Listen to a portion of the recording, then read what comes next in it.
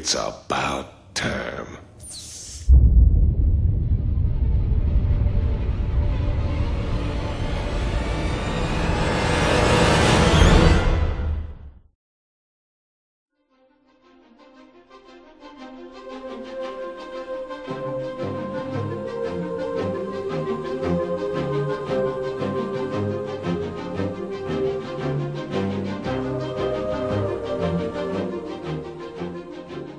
BlizzCon may be a nerd fest. It is a nerd fest, and I'm damn proud to be a nerd. You know, you can call us nerds, you can call us dorks, but remember, you know, there are people who get just as riled up and dedicated to lots of other things, and you don't necessarily stigmatize them. Well, basically, BlizzCon is every year. It's a convention held in California for anyone that plays the games produced by Blizzard.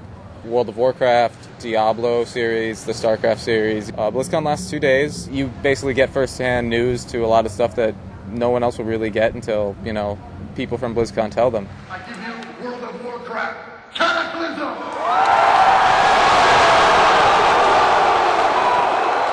It's really just an excuse for like-minded individuals who share some sort of common interest to get together and spend a few days indulging in that interest. There are conventions for more or less anything you can imagine. The atmosphere, the lighting, the time it took to set up all those computers to try out new demos and stuff, you could see that they genuinely cared for the 20,000 people that were there.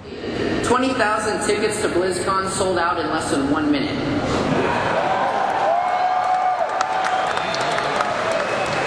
That's even faster than Red Paladins can storm the forums after a nerf. It's a great way to meet up with a lot of your friends that you do play online. Personally, I came from New Jersey to California to make it to BlizzCon. It seemed about time to, you know, find some of the people that I actually played with and meet them in the flesh. But people come from much farther away than that. Korea, China, Canada, British Columbia. It's a huge draw.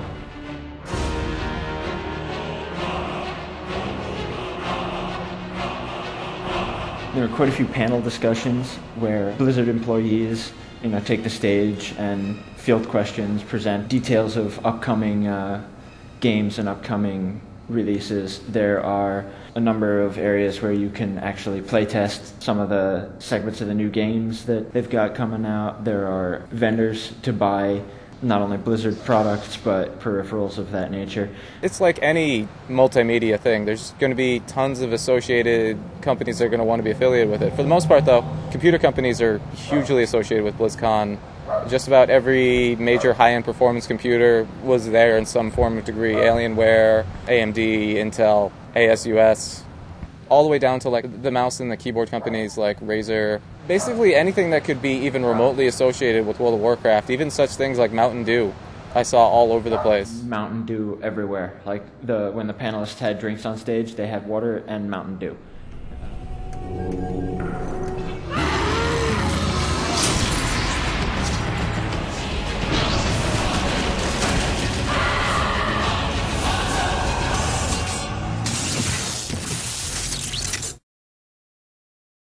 I'm Mr. T, and this is my Night Elf Mohawk.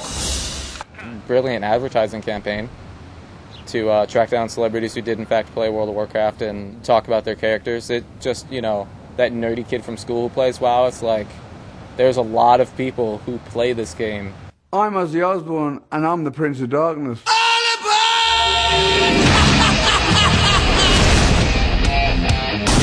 can be only one Prince of Darkness.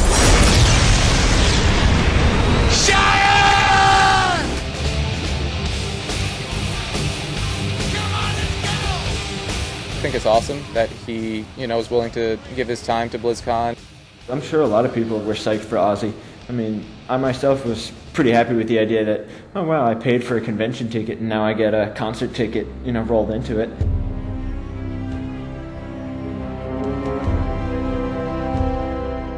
My favorite Blizzard franchise would have to be World of Warcraft. It has to be World of Warcraft.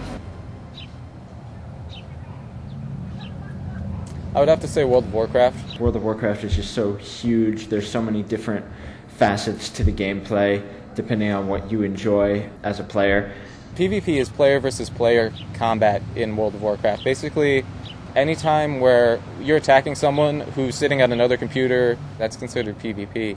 The main focus anymore in World of Warcraft, I think, is arenas. The match ends when all of the players are eliminated on one team.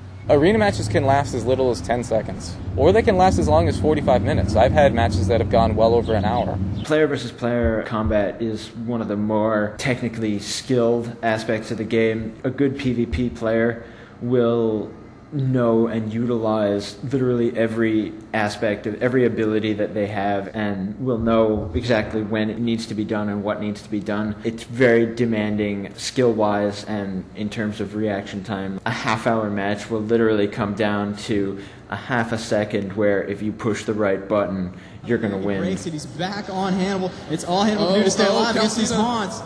Calcina taking all the way down to only 5,000. Cammy stuck in a full fear. He does feign death to get the other team to drop target and does barely get around the corner. He does have a lot of dots sticking on him, though. This may be trouble. Only 2,000 HP remaining. We do still see Cameo stuck into a cyclone. He is healed. Great heal by Cameo. Oh, and another disengage. Calcina trying to pull off the ramp. Just barely licked. You see a charge coming out of Siler. They are going to try to keep that pressure onto the... It's all about creating that half a second opportunity, recognizing it, and then taking it. Howl of Terra and Calcina is taken down. A great comp swap by Existence, ultimately paying off for them. If you're good at what you do, you can make a lot of money off of it.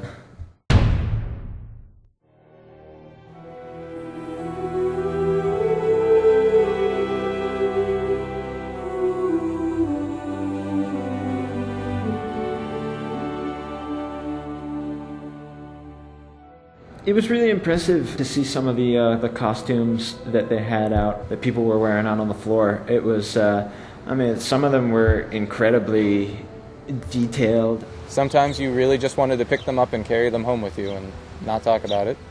It's a little overwhelming to see someone who spent so much time just to create something they'd be wearing for a weekend. It was nice to see someone spend that much time and dedication and create something that was really rather stunning or beautiful. I'm still not sure some of them aren't actually professional models who like nerds as much as they do jocks. So it was a moment of victory almost. Cosplaying, it goes beyond Halloween dress up. Cosplaying is actually being your character and getting out there and being an act. Personality has a lot to do with it. The costume has to match the personality. If you're going to choose a costume, for example, like this one, you should be animated and, you know, be willing to kind of play that part. You're the star for the day, and so you get into it as much as possible. That's what cosplay does, and that's what it is. This is the Mistress of Pain from Diablo 3. It was a concept art that was presented last year's BlizzCon. I'm actually here solely for the costume contest. Last year, I came in thinking I had a chance, and I didn't, but I wasn't upset by that. I just learned from it, and this year I figured let me come in with something bigger and better. I spent about a year between planning and producing. I really just ran out of time in Florida, so I had to ship what I had and finish it here. Tonight, ladies and gentlemen, is our friend Zachary over there with Mr. Bigglesworth. So that means Lorraine Torres is the grand winner! The Mistress of Pain! I thought the winner very definitely deserved it for her costume. That costume was amazing. It was better than a lot of wedding dresses I've seen.